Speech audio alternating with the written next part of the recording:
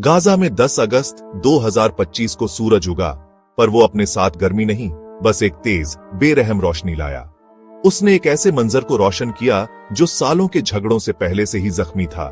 एक ऐसी जगह जहां अक्सर मलबे को आर्किटेक्चर की जगह इस्तेमाल किया जाता है और आसमान हमेशा चिंता का सबब होता है। दक्षिणी शहर रफाह में सुबह की हवा, हाल की बमबारी की धूल और पास के भूमध्य सागर के नमक से भरी हुई घेराबंदी में घिरे शहर की जानी पहचानी आवाजें अपने साथ ला रही थी। ड्रोन की दूर की भिन्न भिनाहट, गली के फेरी वालों की चीखें और रोजमर्रा की जिंदगी की मजबूत फिर भी थकी हुई आवाजें जो हर मुश्किल के बावजूद कायम रहने की कोशिश कर रही थी।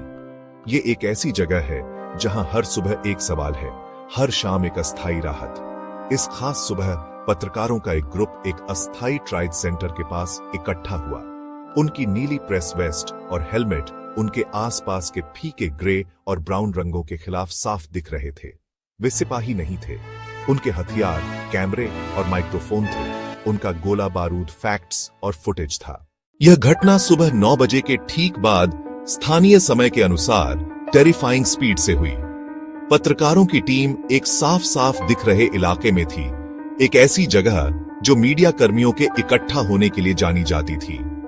वे जानबूझकर एक खुली जगह में खड़े थे, किसी भी सैन्य प्रतिष्ठान से दूर, ताकि उनकी नॉन कॉम्बेटेंट स्थिति साफ और अनमिस्टेकेबल दिखे।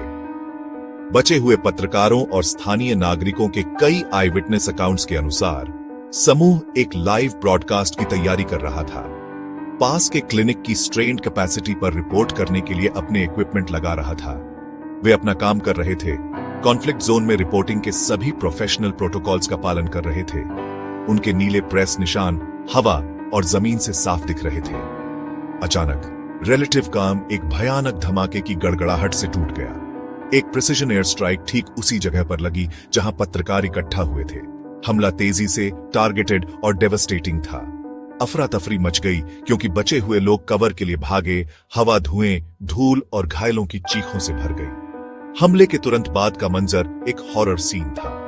कैमरे जमीन पर टूटे पड़े थे, नोटबुक हवा में उड़ रहे थे और उनके काम के औजार मलबे के बीच बिखरे पड़े थे। हमला कोई स्ट्रे शेल या क्रॉसफायर में फंसने का मामला नहीं था। गवाहों ने इसे मीडिया प्रोफेशनल्स के एक साफ साफ पहचान योग्य समूह पर सीधा हमला बताया। हसन अल झुंडी और लैला कासिम तुरंत मारे गए। उनके साथ 2 और सहयोगी थे, एक freelance sound engineer Sameer Khalil, जिन्होंने कई इंटरनेशनल आउटलेट्स के साथ काम किया था, और एक यूरोपियन फोटोग्राफर जिसका नाम शुरुआत में परिवार को सूचित किए जाने तक रोक दिया गया था। कई अन्य पत्रकार गंभीर रूप से घायल हो गए। उन्हें उन्हीं मेडिकल फैसिलिटीज में ले जाया गया जिनके बारे में वे रिपोर्ट कर रहे थे। हमले की खबर एक डिजिटल बुलेटिन की तेजी से पूरी दुनिया में फैल गई और प्रतिक्रिया तत्काल और एकजुट सदमे और गुस्से वाली थी।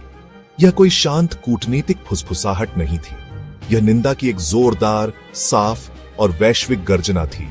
कुछ ही घंटों में संयुक्त राष्ट्र के महासचिव एंटोनियो गुटेरेस ने न्यूयॉर्क से एक जोरदार बयान जारी किया।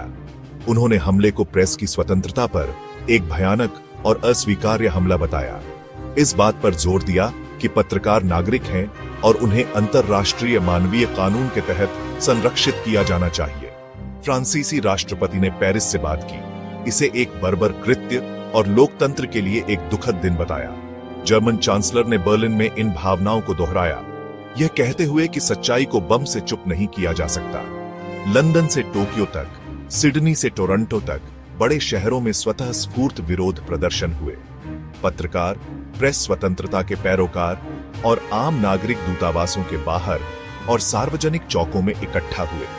उन्होंने शक्तिशाली नारों वाले पोस्टर पकड़े हुए थे। Journalism is not a crime, their camera was not a weapon, और who reports the war when the reporters are killed. दुनिया भर के न्यूज रूम ने एक पल का मौन रखा और कई अखबारों ने काले बॉर्डर्स के साथ पहले पन्ने प्रकाशित किए, उनके बलिदान का सम्मान करते हुए। यह एक ग्रासरूट्स आंदोलन था, एक वैश्विक नागरिकता जो सच्चाई के रक्षकों के लिए उठ खड़ी हुई। नीली प्रेस वेस्ट, जो कभी न्यूट्रलिटी और प्रोटेक्शन का प्रतीक थी, अब तेजी से एक निशाना बन गई है। गाजा में यह घटना एक टेरिफाइंग ट्रेंड की एक चिलिंग एफर्मेशन है। संघर्ष क्षेत्रों में पत्रकारों को जानबूझकर निशाना बनाना, प्रेस की आजादी किसी भी लोकतांत्रिक और जानकारीपूर्ण समाज की नींव सिर्फ सेंसरशिप के बिना प्रकाशित करने का अधिकार नहीं है। जब एक पत्रकार मारा जाता है तो सिर्फ एक कहानी उसके साथ नहीं मरती। यह हर वह कहानी है जो वह बताता, हर वह सच्चाई जो वह उजागर करता। यह हमला जमीन पर मौजूद हर दूसरे रिपोर्टर को एक गहरा डरावना संदेश देता है। यह डर का माहौल बनाता है जिससे आत्म सेंसरशिप हो सकती है, जो जानकारी नियंत्रण के सबसे इंसीडियस फॉर्म्स में से एक है। इससे एक इंफॉर्मेशन वैक्यूम बनता है, एक ब्लैक होल जहां अत्याचार बिना किसी गवाह के हो सकते हैं और जहां प्रोपेगेंडा इस खालीपन को भरने के लिए तेजी से आ सकता है। इसका परिणाम वास्तविकता की एक स्क्यूड, अधूरी तस्वीर होती है, जहां दुनिया वही देखती है जो बेलिजरेंट्स दिखाना चाहते हैं। आइए हम साफ करें कि अंतरराष्ट्रीय मानवीय कानून क्या कहता है। यह उन नियमों का सेट है जो सशस्त्र संघर्ष को नियंत्रित करते हैं, युद्ध के प्रभावों को सीमित करने के लिए डिजाइन किए गए हैं।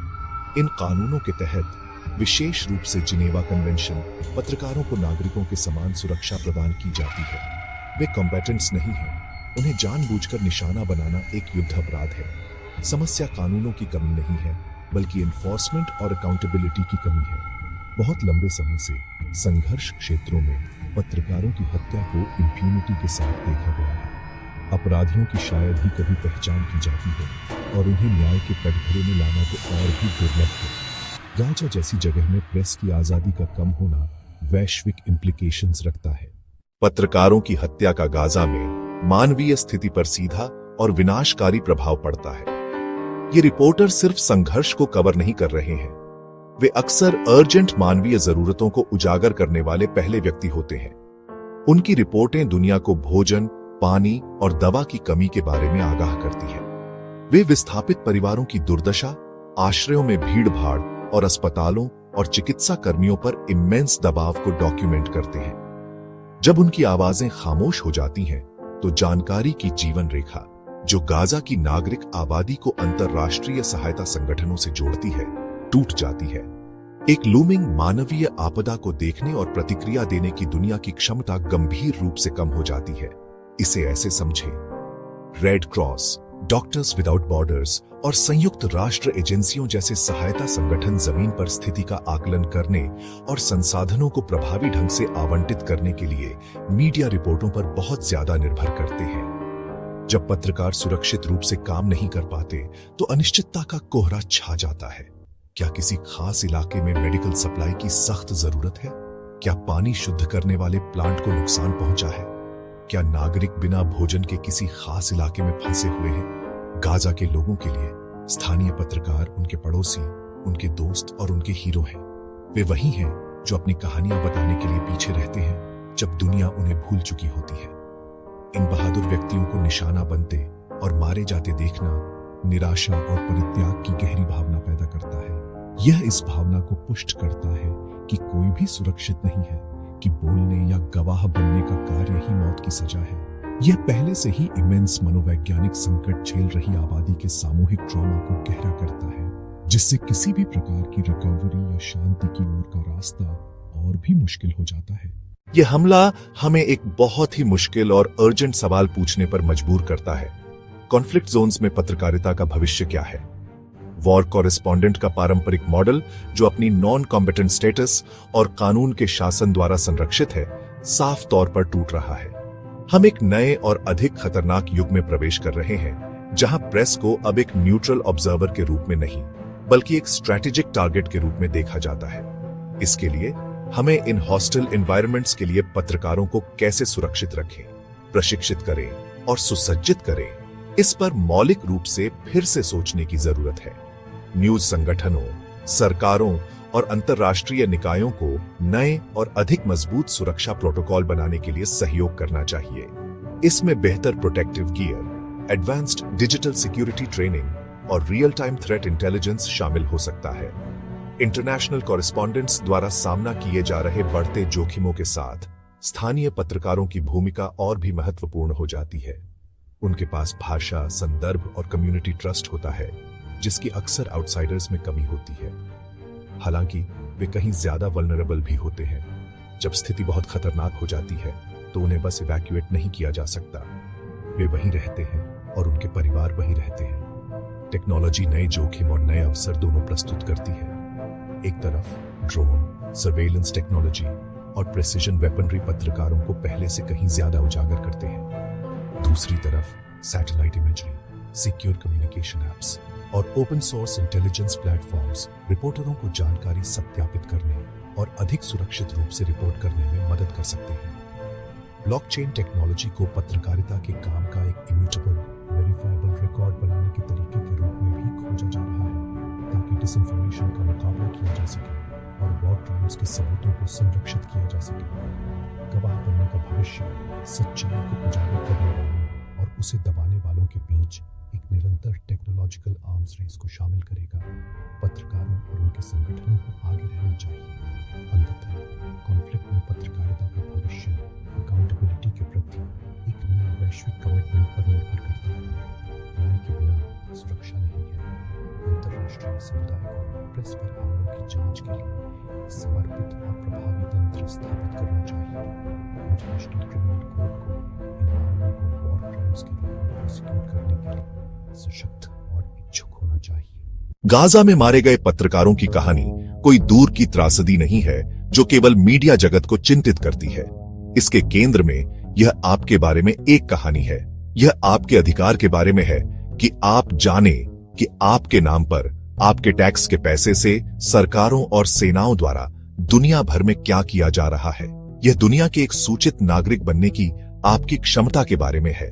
अलग अलग जीवन जीने वाले लोगों के प्रति सहानुभूति महसूस करने की और प्रचार नहीं बल्कि तथ्यों के आधार पर चुनाव करने की। एक स्वतंत्र और निडर प्रेस कोई विलासिता नहीं है। यह एक न्यायपूर्ण और कार्यशील वैश्विक समाज का एक मौलिक स्तंभ है। जब गाजा में एक पत्रकार को चुप करा दिया जाता है तो आपकी दुनिया थोड़ी छोटी और थोड़ी अंधेरी हो जाती है।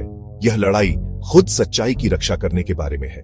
किसी भी संघर्ष में पहली कैजुअलिटी हमेशा सच्चाई होती है, जो आधिकारिक बयानों, प्रतिस्पर्धी नैरेटिव्स और सीधे झूठ के हिमस्खलन के नीचे दब जाती है। तो हम क्या कर सकते हैं? यह भारी लग सकता है, लेकिन निष्क्रियता कोई विकल्प नहीं है।